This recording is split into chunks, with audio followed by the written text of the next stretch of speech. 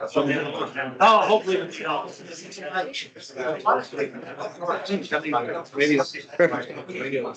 Ready to start part two? Today's class. Yeah, we got.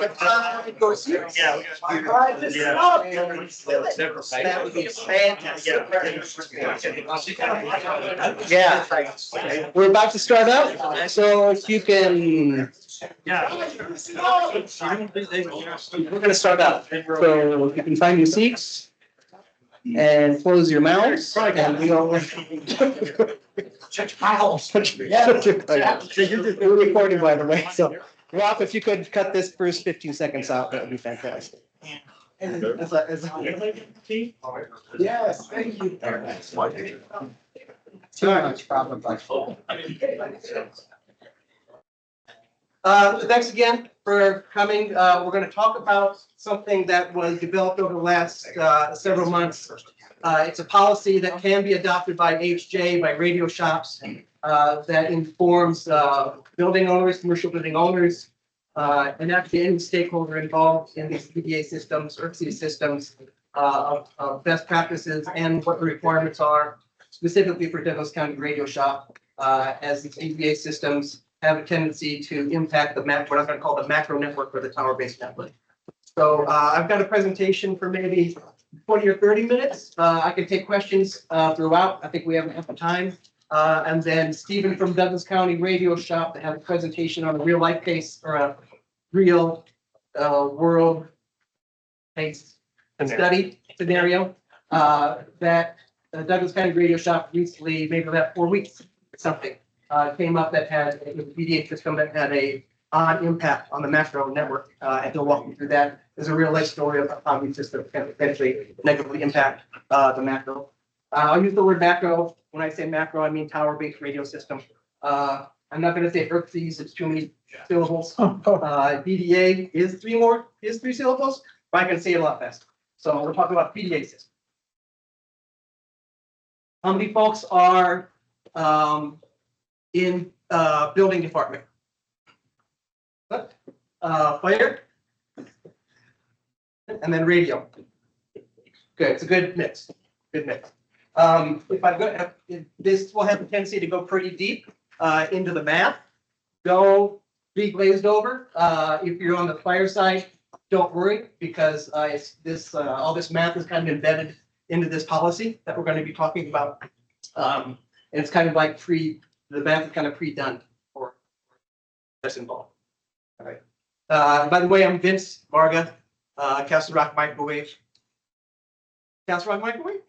Sure. I recently left Castle Rock Microwave, so. This isn't gonna put me and my fire guy at odds, so he has to find his own ride home, will it? Well, if it does, I'll get you over. Okay. All right, let's dig in. I'm gonna say BDA systems, the same thing as ERCES, Emergency Responder Communication Enhancement System. It's the same thing. You'll see it see it called Signal Booster. You'll see it called In-Building Radio Enhancement System. I think the Denver folks call it a RES, Radio Enhancement System. It goes by 20 different names. There's no real standardization. I think Safer Buildings did a good, Safer Buildings Coalition did a good job of kind of standardizing that on ERCES. I think you say ERCSIS, I say ERCSIS, I say BDA, tomato. So let's take a look at what this is. What if it's a DAS? Oh, man. It's okay, we'll talk about that later. BDA's bidirectional amplifier systems, enhanced in-building radio coverage, given. Fair enough to say? Okay. However, a poorly designed or a poorly built BDA system, ERCSI system, negatively impact radio tower communications or the macro network. We'll see a use case coming up. Uplink noise desensitizes the receiver. What the heck is that, right? If I've got this BDA system in here, and for whatever reason, it's generating noise, that noise gets amplified through the bidirectional amplifier, gets put on a cable over the air, shooting straight at the tower that's supposed to be covering a large geographic area for people with mobiles and portables, right? If there's a bunch of noise coming out of this, right, it's like Mike had the analogy of a party, two people in a room. I can hear you just fine right here, right? It gets filled up with more noise. Either I gotta talk louder, which if I talk louder here, I'm just even putting in more noise into the system, right? But putting noise into this macro system, that radio, portables or mobiles at the far reach of that tower's coverage, right? Can't get their signal back strong enough, or signal noise, let's call it signal level, can't get their signal back, right, to get to that tower. So what used to have a coverage area like this, now because there's too much noise coming into this tower, not from those radios out there, but from this poorly designed built BDA system, now that reach effectively, that used to be this, 1.3 miles, 2.4 miles in radius, is now effectively this. Not because the coverage shrunk, but because this receiver at the tower can't hear things that far because the noise got injected is, we call it desensitizing that receiver at the tower. Does that generally make sense? Mhm. This is why this policy is in place, to stop poorly designed and poorly built BDA systems. HJs, you fire folks, you enforce International Fire Code, section 510, it talks about BDA systems. And NFPA has a number of different flavors, 1221, 1225, etc. However, that same International Fire Code references FCC, Federal Communications Commission, right? 47 Part 90.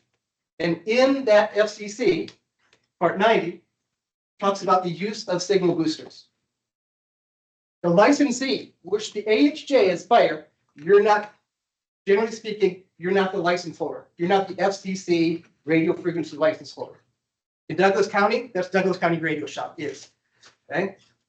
In Denver, it's, I think it may be Denver Fire. In that case, it is. Denver Fire is both the radio license holder, FCC, and the AHJ enforcing fire code laws. In Aurora, I think they're separated. It depends on the bottom line is it depends on the jurisdiction. Generally speaking, the FCC license holder is separate, generally speaking, from the fire code official. Okay? This is the discussion of the use of signal boosters, i.e. BDAs, i.e. ERC system. The licensee may also consent to operation of the signal boosters, BDA, by non-licensees, such as building owners, but must maintain a reasonable level of control over these operations in order to resolve interference problems. So that whole noise desensitizing thing, that's the responsibility of the radio shop that has the license. Or the, that's the responsibility of the licensee, FCC radio licensee. Right?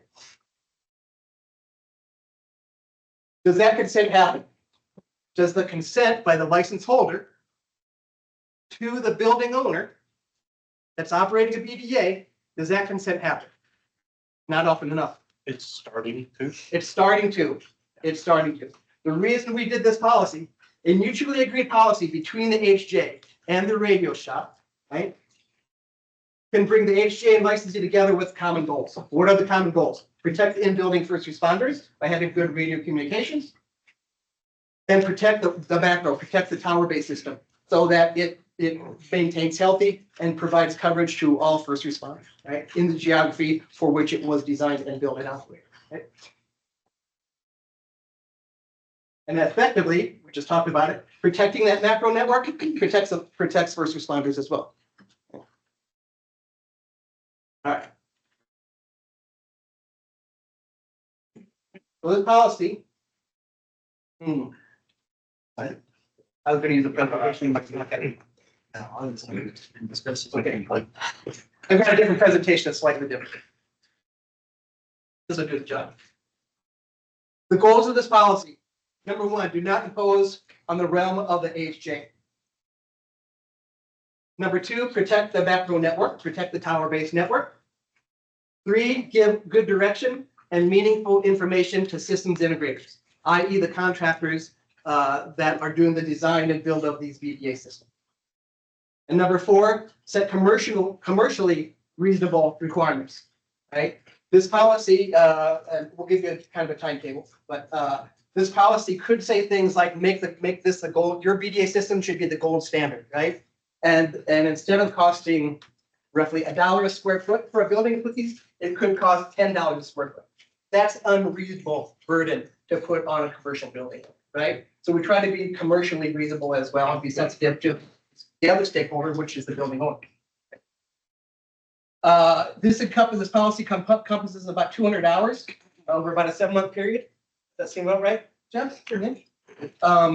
Included in the discussion, the developer were Douglas County Sheriff Office, the radio shop, Castle Rock Microwave, us as a systems integrator representative, 2 other systems integrator representatives, Paul Cho and that was being one, Triple C being the other. South Metro Fire was involved. Castle Rock Fire was involved in the review. And then 3 systems integrators, Mike Brownson from Safer Building and Mike Brownson Consulting was involved. OEMs from the actual test equipment themselves, PCTEL, were involved, as well as I'm going to call it like third-party jurisdictions. Orange County, California, had a decent policy that we leveraged as well as some on the East Coast. Policy is about 28 pages long, something like that. CCNC, which Consolidated Communication Network, Colorado, are doing review, which is basically a consortium of Colorado radio shops that run public safety radio networks, right? Are also doing reviews and giving and providing feedback. And then HJ approval is in process. Is that fair to say? So one of the reasons that you're here is to educate you on what this policy is, and to hopefully, if you operate in Douglas County, right, hopefully to get you to say, yeah, that's a great policy. Let's either adopt it or use it or reference systems integrators to its use. All right, we're going to dig into the policy. Does the goal make sense of what the policy is about? Right, protection of all stakeholders. We'll jump into some of the policies. Step 1 talks about an initial baseline coverage, RF coverage of a new commercial building. Okay. I guess it doesn't have to be new. If a test is triggered, if a coverage test is triggered for other reasons, major changes to fire alarm control panel, I believe fire code says you have to retest, or other reasons. You do a baseline coverage testing. Mike talked about it. Grid, create a grid for every floor plate. Go to the center of the grid, test signal, test DAQ, delivered audio quality, which we can't do directly. You can. Hey, Mike, you there? Yeah, I'm here, Vince. Can you hear me fine? Yeah, that's about a 2.4, right? Subjective. There's another measure called signal to interference noise ratio, SINR, S-I-N-R, here called SINR, which is basically the difference between a good signal, good usable signal level, right? And the noise level. If that signal to noise level ratio is too skinny, I have a hard time hearing. If there's a large separation between the noise, baseline noise, and a signal level, I hear great. So we can quantify that and actually measure that. But now it's measurable and reportable and not subjective. So the first step is that the Douglas County IT created 2 web pages, 2 portal pages. Actually, it was Sheriff's IT, if you're looking. Okay, Douglas County Sheriff's IT created 2 landing pages to input initial information for systems integrators and say, I want to do a coverage test. I'm required to do a coverage test as an owner's representative, systems integrator that's potentially going to do the design build. I need to do grid test. They click on this, and there's a form that asks them, where is it? What is it? What fire code? The very basic information about that test. Now we have that information captured, and now Douglas County Radio Shop knows who to contact in preparation for a high-quality grid test to be performed. That's one. Once the let's say that test failed, that grid test failed, and the building needed a BDA system. So there's a design phase, there's a build phase, and then as part of the as built, there's yet another form for the systems integrator to tell more information after that system is built, and so everyone can have the common communication. Let's look at pre-BDA testing. That is, this commercial building requires a grid walk. Doesn't have a BDA system now, and we don't know if it has good radio coverage or not. So you got to run a test, right? The test parameters, i.e. how does the system integrator run the test, is sent to, in this policy, we'll call out something called property owner. The property owner in general is defined as the legitimate legal owner of that commercial building and any representative doing work for that owner, i.e. general contractor, electrical contractor, a BDA specialized systems integrator, okay? So wherever you see the word owner, it actually implies the owner stakeholder group, if you will. So those test parameters are set by the radio shop so that those tests are consistent, right? The tests are 20 decibels. When we talk about SINAR, the difference between signal and noise, must have 20 decibels difference between a noise level and a signal level. Must have 2.0% or better, or that 20 dB or better, SINAR. 2.0% frame bit error rate. How many packets got through? How many packets got dropped? Right? So we want a consistent, high quality radio packets getting through. And then per fire code, minus 95 dBm as a downlink signal level. So not just signal level, and that is a DAQ, audio quality, is represented by that SINAR, and then bit error rate is are the packets getting. So that is the one thing that we do allow a variant for the, since you can use the SINAR BER as an equivalent that's objective, not subjective. The signal strength can actually be lower and still pass as long as it has a sufficient SINAR BER. And that's where Mike earlier referenced the neg 100 is actually the real minimum signal yield. So it's up to, if you're a fire code official, it's up to you to enforce IFC. And if you want to stick to minus 95 as defined in IFC, perfectly fine. This policy gives some lenience because we know that a signal to noise difference of 20 dB is high quality.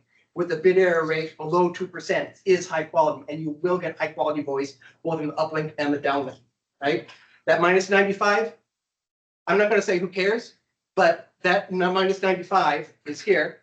You can go down lesser signal to minus 100 decibels dBm and still have high quality because your SINAR and your bit error rate are good. Okay. That make sense? Awesome. The owner performs the grid test. The pass-fail results are uploaded to a central database. Douglas County Radio Shop and the HJ both review the results. And it's not the radio shop deciding if a BDA system is needed or not. It's the fire code official, because in fire code, the HJ makes that determination, not the radio shop. This is the part of the policy is not decided. It's kind of like a baby. It's been a long time, gestation period of 7 months and 200 hours of labor. Well, we will make recommendation based on what we see from those test results as to whether we think technically you need a system or not. And then ultimately it's AHJ is the one who tells them you will have it or not based on our recommendation. Okay. Or not. Correct. If you don't want So let's say the grid test was done. Fire, both radio shop and fire determined that this thing needs BDA. It's just the radio coverage is horrible, right? So now you go into a design and build process. The systems integrator is going to design and build process. So what we want from out of that process, out of that phase of things, is consistent deliverables to you as HJ and to the radio shop, so that the similar kind of information is received from all systems integrators. Systems integrators come in a number of different qualities. Some come where two guys in a truck and they put the BDA in the back of the truck and they come and put in the cable, right? Not great RF guys. There's some Paul, Pass Rock Microwave, Triple C. There's a number of Cache Valley, a number of other systems integrators in the area that know their stuff, right? That if we say DB, 20 dB SINAR, yeah, okay, yeah, for sure, right? They run uplink and downlink link budgets. Power out of this radio, over the air, through cables, through connectors, through splitters, through bidirectional amplifiers. They can run that kind of link analysis to prove that this system will operate as designed. Okay. And what we want is consistent results and consistent deliverables to say, so now you can compare quality between these items. Things like that. All right, the policy, in this policy, gives things like radio transmit power, channels, donor site information. Actually, the policy does that. Once the BDA design process is kicked off, the systems integrator contacts the radio shop, and the radio shop gives them information like, here are where our towers are located in this geography. Here's the channels that you could test on, right? Here's how much output power is coming out of this power system, right? And assume the portable radio that that will eventually be operating here puts out this much power. So now, given that information, and then Paul can vouch for this, that's the kind of information that at times is difficult to find in any given geography, right? Or it takes a long time. By having that information up front and open, right, it makes the job of everybody easier, and you get substantially more consistent results and higher quality results of these BDA system design goals. What else is in here? The systems integrator submits link budgets. That's kind of the power, as the power comes out of the radio through these cables and connectors and things and through the amplifiers over the air to prove that, yes, this radio system isn't one direction, it's two directional, right? I got to talk, I got to send, and I got to receive uplink and downlink to prove that this radio system, as designed and will be built, will provide ample signal level and not inject noise into the macros. They perform uplink near and far, uplink noise calculations. The policy requires a Class A BDA. The FCC defines two classes of BDA. One's called Class B. It's wider in band. The band that it covers is wider. And Class A, which is basically a filtered per channel. If you operate 12 channels in a given geography, it only passes and amplifies only those 12 channels, not a big wide swath of spectrum. Right? So Class A BDA is only required in Douglas County. A single BDA per building or campus. If that one single BDA cannot cover the square footage space in a given building, and let's say that it's an apartment complex, I got multiple dwelling units, and it's on a campus, right? Someone could put a BDA per building. Here's what happened. Here's a building, here's another building, and my tower is where Mike's sitting. This BDA is trying to send a signal to Mike, and this one is also trying to send a signal to Mike, pounding the back end of the BDA in the other building, right?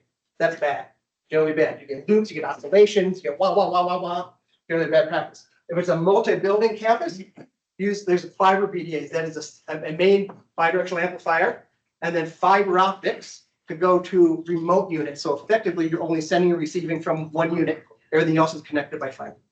Best practice.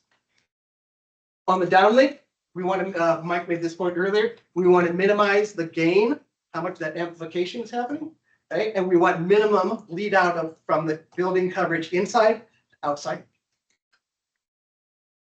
Minus 95 dBm at the edges.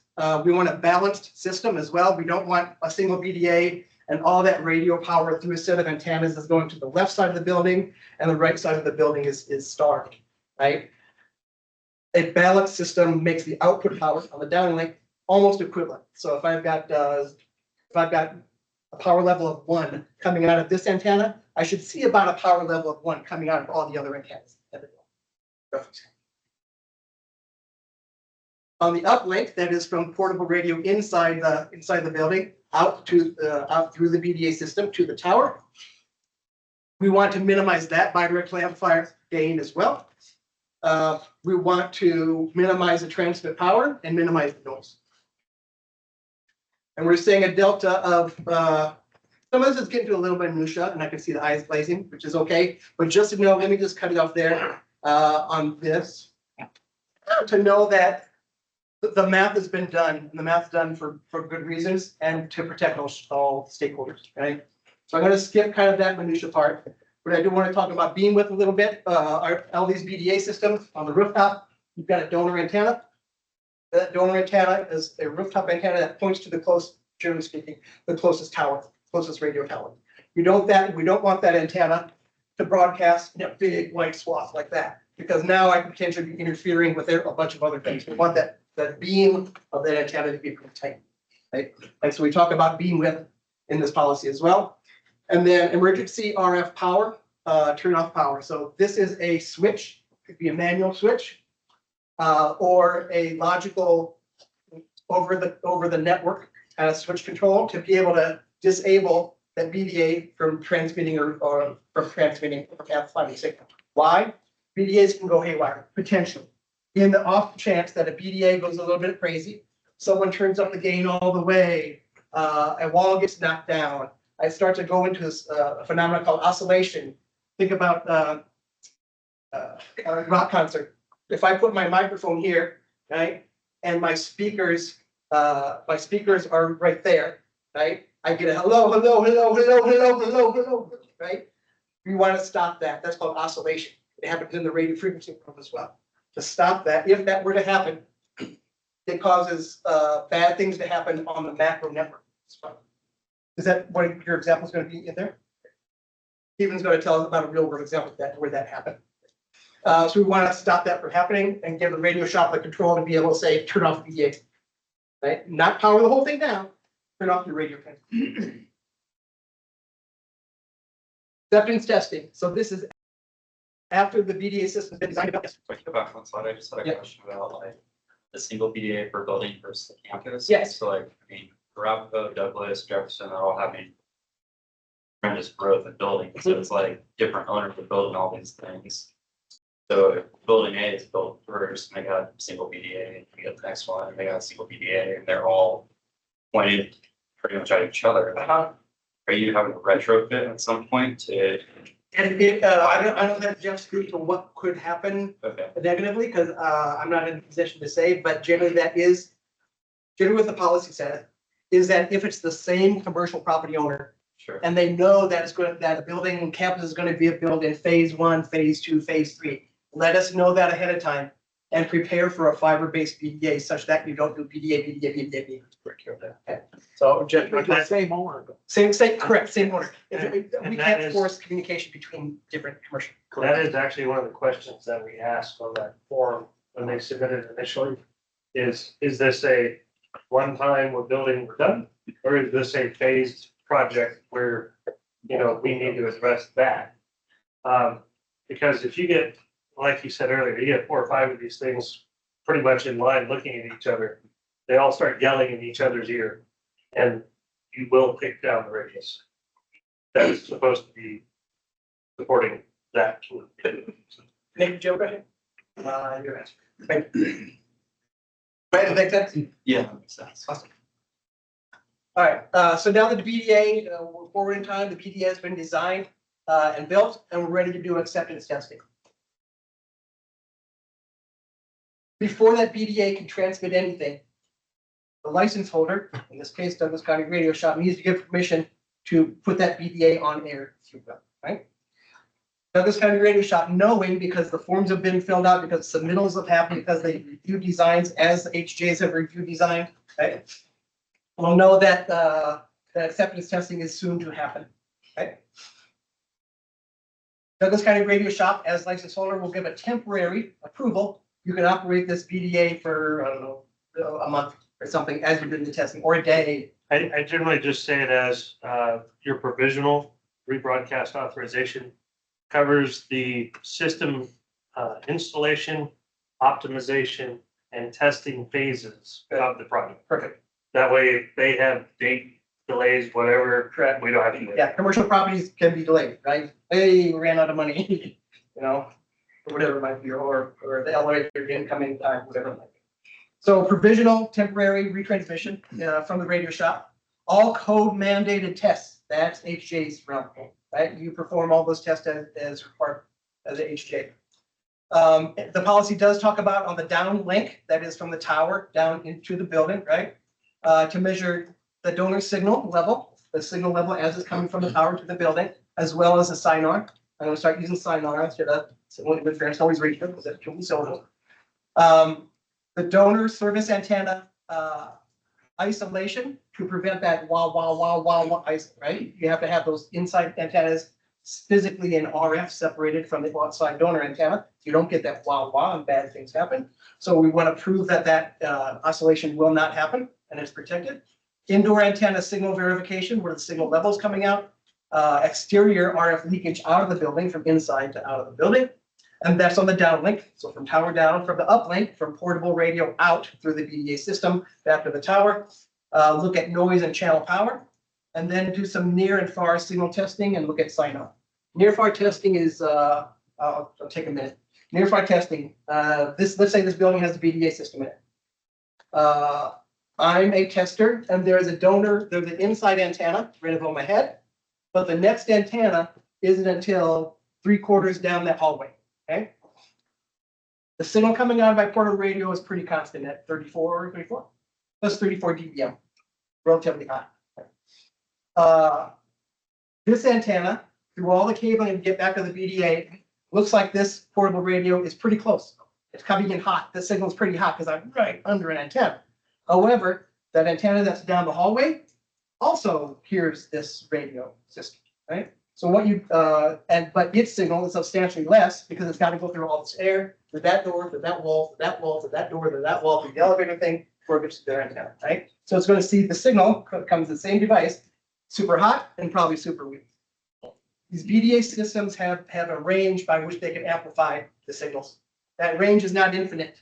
So the designer, builder of these systems has to make sure that a radio that's super close to antenna doesn't hit the BDA too hot, too high and close out the amplifier, or too weak such that that BDA can't amplify that signal enough to get to a signal level that's good. Okay, so that's kind of a near far. Is that a reasonable explanation, Mike, of a near far? I get thumbs up, Mike. Is that a reasonable explanation of near far? Close enough. Okay. Thumbs up. Kind of close for a little. All right. Also part of this policy, there's a manufacturer that's been around for a long time called PCTEL. They make test equipment, they make radio scanners, radio frequency scanners, and other test equipment. In Douglas County, there's another set of equipment that from PCTEL, the Douglas County Sheriff Office had put all their radios and all their radio towers that measures the uplink signal level, right? Coming from a portable radio into the tower, right? And can monitor that. It's a good thing because now we know the health of that radio signal on the uplink as well on the data. PCTEL also makes a central database free of charge to fire officials and free of charge to radio shops. And it's hosted in the cloud, but it allows a common database to identify where are the BDA systems map. Okay. In the background, there's other information. Remember I said the radio shop provides a testing profile to the systems integrator, so that testing is consistent. That is housed here. All the radio site information is housed here. You can upload files. You can upload submittals of here's my grid test, upload to the system. So it's a central repository shared by radio shop, HJ, systems integrator, property owner. Instead of like, where did I put that file? I think it's on Dave's laptop somewhere, right? No, go to the database. Here's the building. Here's the stage that building's in with respect to the design, build, and test of the system. That's important. This will also house the retransmission authorizations issued by the radio shop, any acceptance test results, and any annual retest results as well can be housed here. It also does the scheduling, where it'll remind you that tests are due within a month or whatever you set the parameter to for the annual test, so that you know to reach out to that building owner and say, this is coming due. You need to get it scheduled, and then I can also let the HJ know if they're not participating. Because obviously a lot of you have your own systems that do all this work. So it's available if you want to use it, you know. For us. And lastly, I think this is the last slide, talk about some unique elements of the policy, right? It's attempting to log the design, test results, other documentation to a central database. I don't know if that's being done. I'll give you a big picture, right? Across the United States, this isn't happening. This kind of like organization, controls, cooperation happens in only a couple different places in the United States. I think Florida or South Florida, I think does a good job. I think Seattle. Yeah, these are Yeah. the Puget Sound Regional Network. Yes. Washington DC, But it's not, which one? Washington DC. DC, and they probably have to, right? They have so much radio from every jurisdiction or every organization. In any case, this is relatively new things that are happening in the United States. So this is, I say it's, cutting edge. But the benefits that you get out of agreeing to this policy, abiding by this policy, both from system integrators, commercial property owners, radio shop, AHJ, building permit folks, right? If agree to this policy, good things happen. Generally speaking, when people communicate more, good things happen, just in life, right? Also unique is this emergency RF power up. We talked about that. Integrator certification. So policy does require, there's an organization called NICET. You know NICET. If you're fighting fire, you probably know NICET. Yep. NICET or ETA certification. NICET has specifically certification of BDA systems, design, build. By the way, if you get your NICET, it rolls over for ETA. Oh, it does. It does not go the other way, but Oh, I you didn't know can't that. get your NICET and it will roll in. Oh, I didn't know that. Okay, good. Thanks. The OEM, the equipment manufacturer certification.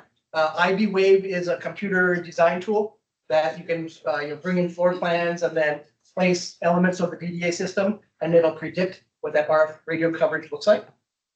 So typically it's a standard design tool by systems integrators. They know what they're doing. And then FCC general radio operators, general radio telephony operators license. And believe me, it's easy to get. I got it. But I can get it. But that's actually required by the FCC for whoever's designing this. What a lot of integrators here have tried to do is skirt around that by saying that someone within their organization has a role and therefore it counts. If that person isn't involved in the design, then it really isn't legitimate. And you'll be looking at, and as those submittals come in for the BDA system design submittals, Jeff and team will be looking at those kind of certifications. And that's kind of a very low bar set, like Vince just said. GROL is really all about maritime communications. Yeah. Being landlocked, we don't exactly have a whole lot of it, so. Yeah, but at least it's something that says you know how to spell RF. Yeah.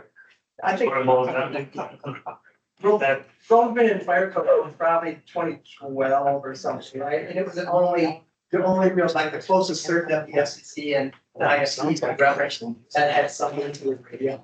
because none of these other programs existed yet. Correct. Way before I said when it has. The radio shop, DCSO, Douglas County Sheriff Office Radio Shop does have loaner test gear. So if that systems integrator does not have this PC-tel gear, the scanners and things like that, Douglas County Radio Shop will loan that out for the period of test, for that test period. We didn't want to make it so exclusive that only there's one or two systems integrators in the geography that can do it, right? Then you're making a monopoly or a biopoly. But we also looked at it as we could not require this if we didn't provide a method for everybody to be able to do. Correct. What about the levels? I said 1, 2. It's the policy is pretty generic with respect to levels, but I think the design section, in the policy, it says, when you're doing a design, here's the rules for design. It says you must have an equivalent NICET design. On the bill, it says an equivalent NICET field, something like that. Right, installer, technician. But we didn't break it down by tiers or anything like that. If you have the certification, you know exactly where it applies, is more or less how we are. Yeah. And that way, if it changes in the future, we don't have to update our document. They know what it's supposed to. In order to get that test gear, that loaner gear from Douglas County Radio Shop, the systems integrator needs to show proof that I am certified to operate this PC-tel scanner. We also do offer the service for whatever small cost, depends on how long it takes to do the test. We'll come out and do the test for you if you don't have it. And by you mean building owner. Yeah. The building owner is responsible for conducting the test, All right. or the general contractor. Yeah. But no, nuance, but. Yes, very good.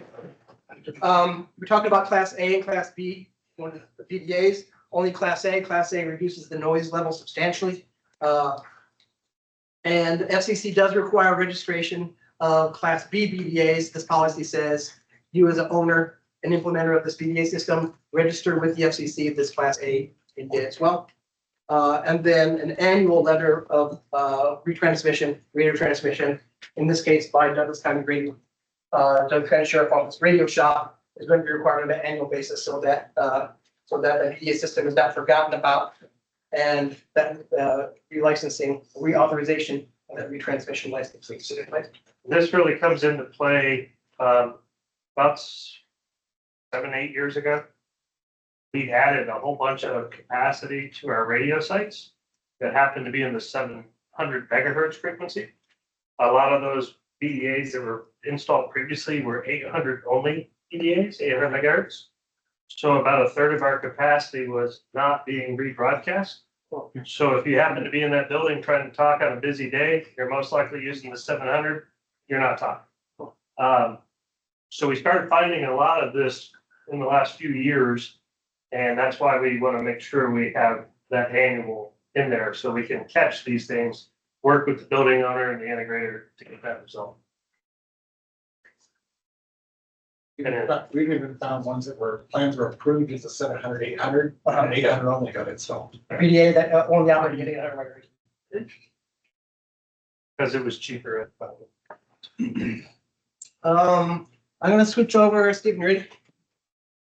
For you guys. Is there any other questions on kind of that portion? Is that, I know lunch is kicking in, so.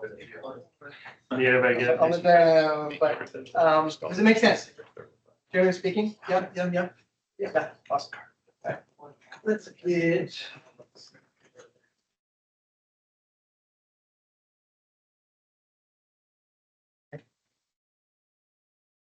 I don't know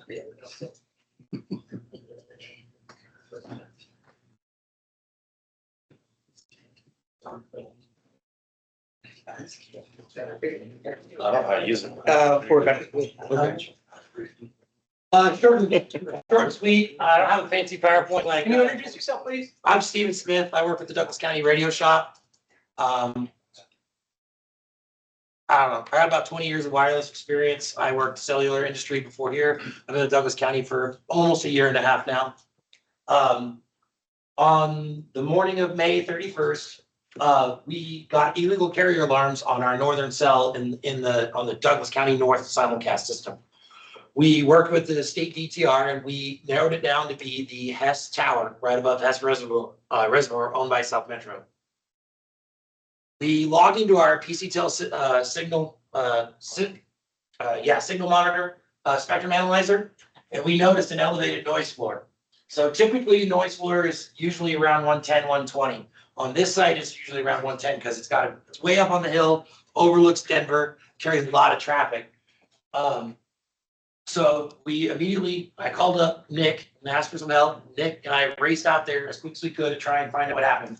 What signal level was it? Was the noise? What was the noise? The noise level was at a 72. Minus 72. Correct. Okay. That just, I know it means nothing to you, but that's like you going to Aaron and saying, I'm not gonna yell, but I almost at the top of my lungs, hey, Aaron, you wanna go to lunch, right? And he's trying to do something else. It obliterates. That is substantially high.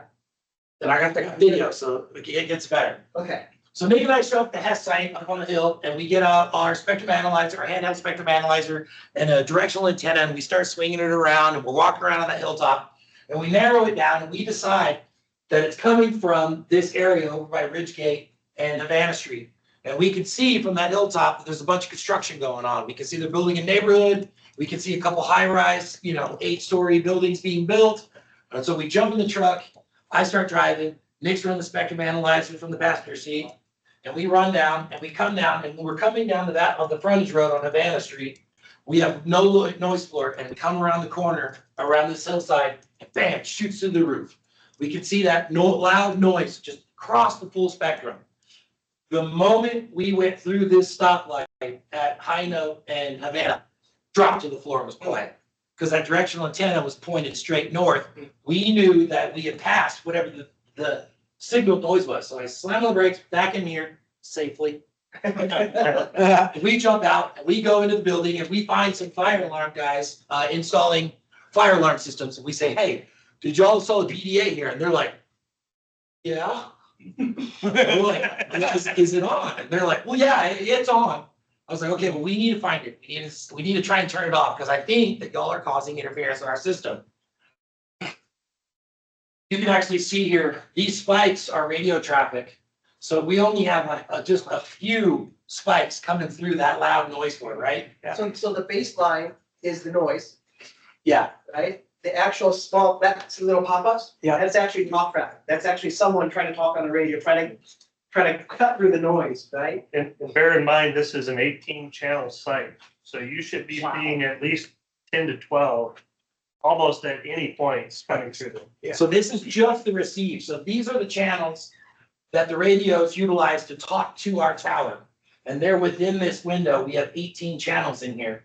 I opened it up full spectrum here and I noticed that there was a 10 megahertz band here and 10 megahertz band here of elevated noise floor. So we were up to the neg 72 in the 800 band, and we were around a neg 85 in the 700 band.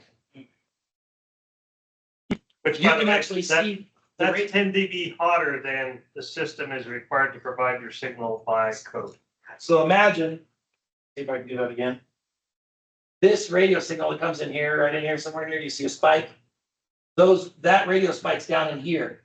If there are radio calls happening in this zone, the site can't hear it. The site is deaf.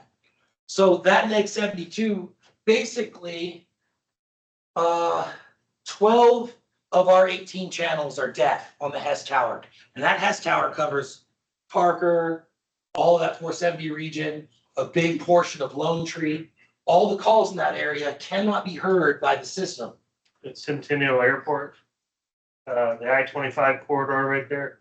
Every ambulance, every fire truck, every police officer, they can't get their calls out for 2 hours in the Hess Tower. So Nick put his hand on that. We run around the building and make sure the stairs, because the elevators aren't allowed to be used. So we run up 9 flights of stairs. Nick and I both realized that we don't go jogging enough. Nick put his hand on the connector and cracked it open, and that noise floor dropped all the way down to here. Instantly. We found our guy. We know it's here. But if you see here, you can still see that spiked noise floor in these zones. But now look at how much radio traffic's getting through. What we discovered is that BDA was an oscillation. So that BDA happened just like reverb at a concert when that person speaks and their audio comes back through the microphone again, causes that screeching cycle. This was screeching on our network, deafening the Hess Tower for North Douglas County. We powered it down. Now look at our noise floor. That BDA, even when that BDA was not mad, it was still causing problems to our network. You can actually see small spikes in here carrying small traffic. Those are portable radios out there far away from that site. And they're sitting there talking there real quietly and it can hear it. But when that BDA was on, even with just the noise floor elevated slightly, it's still making people not get through. Come to find out,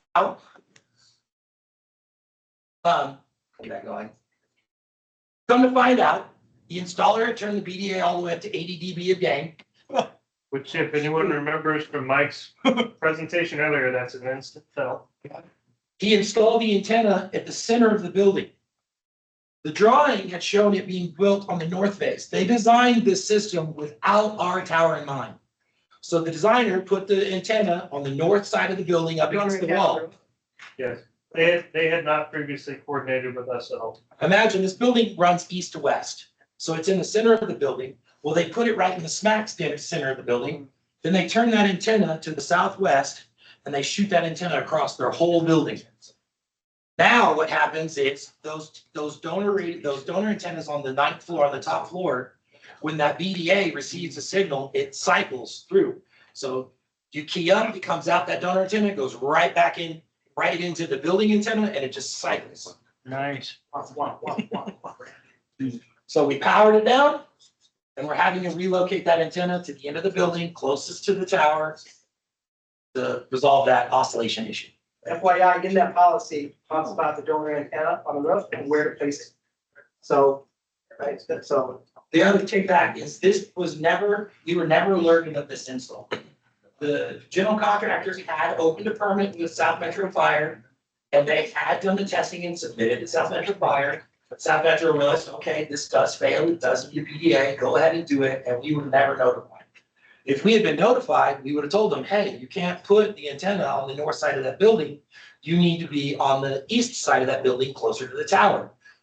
We could have prevented it before it was even installed. But we were never notified and never alerted, and so we couldn't offer aid. And to clarify that, the onus is on the installer to coordinate with us and notify us. It's not your responsibility. No, I'm not pointing fingers. They're supposed to. So 100% in this case, they wanted to fight us all the way about fixing these problems, and it was very simple of, you never did the parts you're supposed to do to coordinate with the licensee. So we could have helped you design this better and avoid all these problems. It is 100% on you to fix this, and I actually had to use the words, I will be quite frank. I don't care what you have to do or your cost or any of that. This has to be fixed before we can approve it, and authorize it to be used, because you took the site down in the story. That was after about, I don't know, what, half a dozen polite emails, I think, or more than that. I don't know, a couple of people in this room know. They were on the street, but yeah. Any questions? You have conclusions? Thank you so much. No, I, I wish we, sorry, I'm not. wish we'd have thought to, No, this is great. No, this is fantastic. wish we'd have thought to include those. I was, you know what I'm saying? So policies in place, the rules are in place, the IFC code's in place. IFC code doesn't talk about like good design practice necessarily, right? But the policy to enforce good design, good build stops that kind of thing from happening. This is why we need you to enforce the letter of the retransmission authorization. We can't enforce that, but you as the AHJ can enforce that, and so we implore that you require that they have that or they turn it on. Question, Because then we can check and inspect. Seahawk, Yes, is that what you're running? yeah, Okay. this is the spectrum analyzer built into the PCTEL. Okay. And so right now, we have 5 of our radio sites have them. Okay. By end of next year, all 12 of our sites will have them. Oh, yeah. So Down, that- Ed and Steve down the hill are working on Yeah. getting some too. I'm So- jealous of you guys. So once we have all that in place, then we can actually look at all the monitors, and it will, in central, go, hey, that's where it's at. And Oh, then you can drive right to it without trying to deploy multiple technicians. oh, yeah. Spectrum analyzers. Yeah, you can DF from your freaking desk. Exactly.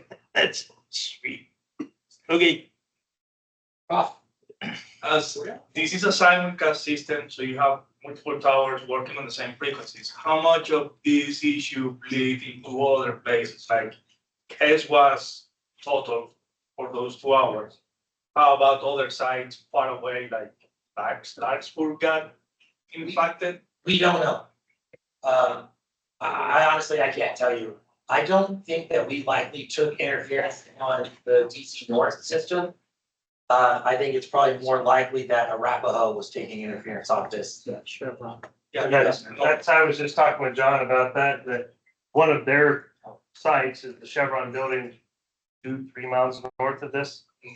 And it would have been looking right at them as well. And since this particular one is a Class B, not a Class A, because we are just now implementing that Class A requirement, it would have definitely been impacting their site as well, because it does the entire spectrum, not your specific areas. The Class B just boosts the entire spectrum instead of picking each channel individually, where your Class A allow you to boost simply the channel you want. It narrows that band, so it's only amplifying just a small window instead of amplifying the whole thing. So I have an answer.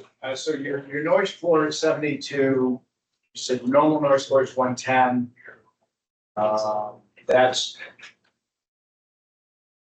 basically we got, and what was the distance between the tower and tower and this station? I think it's 1.2 or 1.3 miles. That level of interference would impact out to about 10 miles. Okay, So sites within 10 miles of Definitely. putting that antenna would have seen a rise in the noise floor. I think some of ours, there's mountain in the way.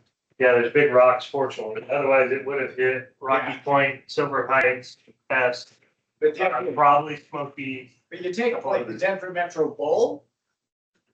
And yeah, the system in South Metro could be interfering with in North Metro. Easily. Because everything in this, so what he just said about the Denver Bowl is basically everything between where we are and everybody on the north side of Denver, everything is below us all. So we have clear line of sight to each other. There's nothing there to degrade the signal other than free space loss, and that's not a lot. So there's not a lot of buildings, there's little things. So that level can be seen out 10, maybe even 20 miles to a low noise floor. Yeah, and if y'all aren't familiar with this I-25, We're actually- north regional, y'all know that view that has over the Denver Bowl. Pretty much all of them. As you drive north on I-25. And the building in question was right here. Well, that's all I got. So we actually had another example with one of these, it was many years ago. Before any of these policies were even considered, there was no guidances really, kind of Wild West, if you will, days. BDA was put into Sky Ridge Hospital when it was first being built, so however many days ago that was. It was actually put in, it was not plugged in yet, they had a sign on it, that said, do not power on this device, etc. Building electrician come through, you want to do his load test, plugs it in. For about 6 hours, it was taking down 3 of our sites in Douglas County, 3 of the sites in Arapahoe County, at least 2 sites in Denver, 2 sites in Aurora, and I think 2 of Jefferson County sites as well. So for a long time now, this has been a little bit of a big deal to me, having experienced that and seeing how much of our geographical region we lost communications for public safety and our ultimate ability to do anything for our citizens if they had a need at that time. It's also, it's not just public safety. I mean, it's public works and, CDOT and all the government entities and all that too. So pretty much, because that guy decided to do it at 4 o'clock on Friday afternoon, I was the only one around, and it took me a long time to figure this out. Eventually, some folks from the other systems started calling, and we kind of figured out between us all of where we were seeing the signals come from, general location. So that's when I knew to finally go to Sky Ridge and see what was happening. Historically, this can take days, if not weeks, to find.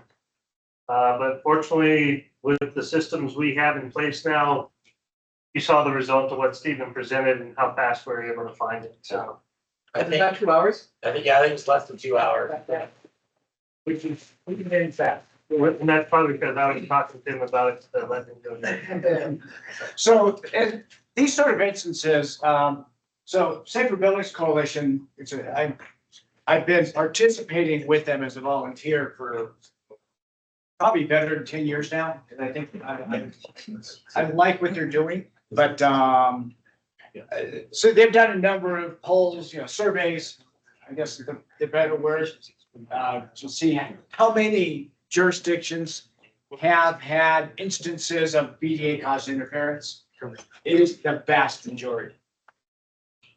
So this is kind of the importance of the licensees getting involved and trying to understand this a little bit better from the building code official and the fire code official better, right? It's tough to be an RF expert, but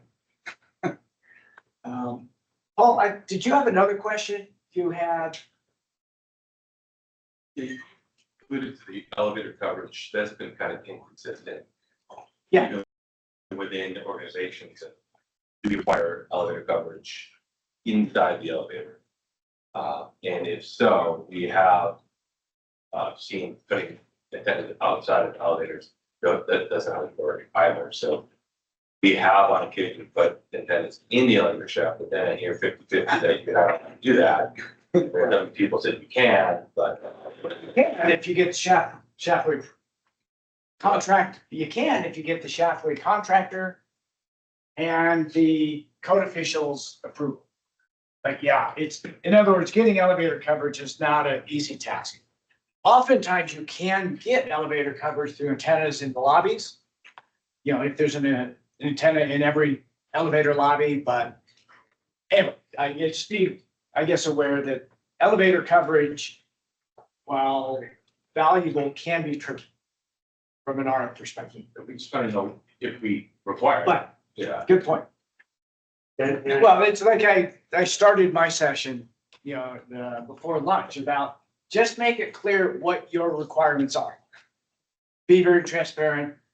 If a system integrator for nurses reaches out to you via email or phone message, please reply. All right. One more? Go. This is my indirect way of complaining. Rejection. so you're not allowed to. Yeah. So jurisdictions permit, absolutely, Yes. but I'm encouraging you either allow us to install for a permit, install coax only permit. Or if we're transparent, saying this is what we're doing. Yes. Good It's point. very difficult by the time there's a shortage of windows and we're waiting and waiting, and waiting. Literally, the building was done, but the windows weren't installed and we couldn't fail that building. We knew it was gonna fail. Right. It really put us in. So that was a point I made earlier, right, by talking about these systems generally, they can't get turned on, they can't even get tested for building coverage until I say the building envelope is completely 100% in. Yes. And stairway doors are in. Because stairways are critical areas. So, yeah, I think what Paul's getting at is, if a system integrator wants to come to you for a cabling only permit for nurses, in case it's needed, please consider allowing that. It makes a lot of sense because it lets them install the cabling infrastructure to a preliminary design, and then they can do then, after it's closed in, all that's done, so then they can just go in and design what needs to be covered. And there's no negative impacts. There's costs, right? As a system To us. integrator, there's costs. Correct, there's permit fees, there's costs, right? But the insurance, I need air quotes, but the insurance that it gets everyone, the commercial property owner, the systems integrator, and anybody, if a PDA system is needed, is that time window. You have to wait 9/10 of the building's done to do the test, see if it's needed. By that time, hardwire's in. Now to pull cable from a hard end, it's gonna take 10 times as much, 10 times as long, right? So Actually, what ends up happening oftentimes is then the system integrator will have them pulling conduit. Yeah. Which then just jack the price up way even more. So, So I guess the message is for HJ is judging that, right? From Yeah. a systems integrator perspective, okay, please allow. Yeah. Or charge an extra permit. all right, next. Existing buildings upgraded TI is the opportunity to upgrade the equipment, but it can't come from us. It's gotta come from the HA, otherwise it becomes an argument. So we present that saying, this is not UL 25.4, 800 only. We're not gonna live, it's gotta be H. Right. Okay, Honest or not. There's two ways to do it. You can have a summary alarm. If the HJ allows, it's in code. Or you need all seven. So as long as we know upfront. so we talked about alarm supervision, right? Supervisory alarms. Correct. And the PDA will put out, depending on which code version, at least 6 alarms. Nowhere in code does it say that they have to be enunciated to the fire panel individual. Because when you think about what happens, when any one of those alarms go off, generally the same thing happens. Central station gets notified, supervisory. Right, so no trucks roll, no big deal. They then notify whoever their point of contact is to then get the problem resolved. So whether it's a low battery, whether it's an AC fail, whether it's a RF fail, whether it's a donor antenna fail, the same thing happens. The system integrator gets a call to come fix it. It's a check engine light, right? Yeah. That's assuming someone gets called.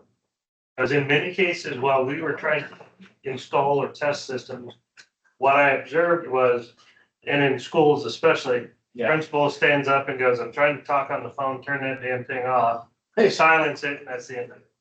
Nothing else ever happens. Now, UL 2524 What did limits they do? the silence to maximum 24 hours. So then it goes off again. Then you're gonna silence it again. Then it goes off again. Yeah, so working with Paul, we found out that someone had literally been doing that for over 2 months. Every day walking over and silencing the alarm. Never thought to ask, what does that mean? Part of their morning Well- rounds. Pretty much. Or better yet, all they gotta do is unplug that alarm cable. And if they didn't put the addressable module in the right place. I don't want anybody to get excited or fined, so I'm not gonna say. they But to did that. Paul's point, before we move on. Yeah. Is there any movement to have all of those 7 supervisory? I think that's what he's getting. UL 2524. I'm sorry, that not UL. I do, We know where you're talking. NFPA 1225. Right, because code allows code officials to use a newer version of code for a particular project. 1225 specifically says it does allow some alarms. But that was something that, the earlier versions didn't really say, they just said you have to give these alarms. Didn't really say they needed to be enunciated together, separate. 1225 now says they may be whatever the HJ wants. Is there an advantage to it?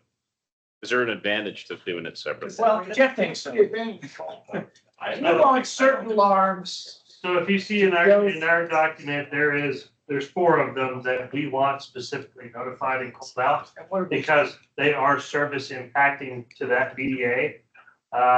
It's basically like you got low donor signal, it's in oscillation, power failure, there's. And then RF component. RF component has failure. Or whatever it's actually labeled inside, it's what we call it, RF failure. Those things we want to know about. Okay. Because number one, it's a life safety issue to anyone trying to use the radio inside that building. The other issue is that could be causing an issue to the actual outside radio or macro network as it was referenced earlier. So we want to know about those things so we can work with whoever that is to get it resolved as fast as possible. Do you want the visual or are you okay with summarizing those 4? We're good with the summary because what we did was take what we refer to as a critical alarm versus we don't care, quite honestly, alarm and say, we've been notified that something critical is occurring. We need to contact them and find out what is it and how do we fix it. And the other ones, again, not our problem. We don't really care. It's not an effort. Yeah, short answer, yes, there's a value, the licensee's involved, wants to get notification. Otherwise, no. What we usually do is we're allowed to, we ask for a dual point, and we'll do the critical as the first one and then the summary as the second one. So you'll have a dual point. But some jurisdictions want all 7. And then further complicated, if you have a fiber optic system, maybe a high rise downtown, you had 4 remotes and 1 master unit. And there's arguments of, do we put 7 times at each location or just one centralized? And we wanted centralized. Of course, the fire alarm company wanted 7 at each. Because they're changing. It's like a $35,000. I agree. So, but of course, the real concern there is has that system told someone it needs to be looked at? So that's why you don't necessarily need all. Yeah. One of the other jurisdictions we kind of worked with in developing our policy here, they are actually on the call list for every single fire alarm that ever goes off with these types of systems in their entire jurisdiction. And this is, I won't say it's San Diego, but it's something very similar to San Diego. That's a hell of a lot of alarms to be getting called constantly. Some poor schmuck's phone number, good luck. Yeah, so I guess Serves no purpose. it's worth considering, but yeah, think about that. On the other hand, the monitoring station, of course, and they have their procedures, how they should go about. Yeah. Well, last thing about permit is there's repair modification versus the whole system, so. That would be nice to have consistency there. So if I gotta do a small repair. Versus. For example, a TI build out and they wanna lower the antenna down to the ceiling top, that would be a small repair or modification, or the battery needs to be swapped out versus adding coverage or something. You know, that sometimes we So some actually, you need to pull a permit. definitely, yeah. Some That call- depends on the jurisdiction. Right, yeah. What Okay. dictates the permit, for repair, right? If we're swapping out BDA, now something else is like 2018 versus new technology. Right. Well, and that's what I was saying. If there's, let's say you adopt a new code and it requires more strict testing requirements. And the system was put in 20 years ago. Yeah, I mean, those sort of things can impact pretty much the entire bill. Might have to add more antennas inside, upgrade the BDA. Yeah, it gets tricky. Hey, so I wanted to come back up here. So when y'all came in, you should have all gotten a little raffle ticket. These little white guys. Did anybody not get a raffle ticket? Anyone? Exactly. Anyone not? All right, so Vince is gonna pull out a number and the winner gets this. Courtesy of personal trainer, me. And if by chance, if you already have one, you don't need another one. I have a 10th anniversary Safer Buildings Challenge coin. And then we go to the next, but only if winner really doesn't want one for whatever reason. All right, you ready? Yep. 512. They don't start that. Catherine, Oh, hi. hey, where's your ticket? Oh. It's in my. I gotta have it. Okay. Gotta confirm your trails. Answer 512? 512? 512. Sure. Thank you. Good exercise. Okay, Want to do the point? sure. That's pretty cool. Yeah. Yeah, that's. Although, I mean, generally this is a code official thing though, right? Oh, should be HDO. Well, who can tell me what chapter of NFPA 1221, what does this say? 23? Who said? Yeah, right. There you go. Dang. Well, there you go. All right, well, I'll hand the show back over. I want to thank you all very, very much for hanging in and for Castle Rock inviting, arranging this, and of course, South Metro for everything they've done. So. Wonderful, done. Sure. Anything else? Wrap it up. Yeah, that's pretty much it, everybody. So we really appreciate everybody coming out. So thank you so much for everyone's participation, for Vince and Mike. That was really awesome. And Steven, thank you so much for your input. That was pretty awesome stuff. Anybody, if anybody has any other questions, feel free to reach out. We can hang out. To us. We've got one more question. Be around.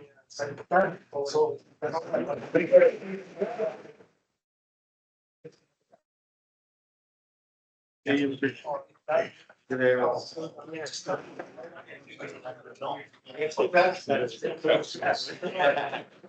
it's like Dave from lunch. 6 hours. It's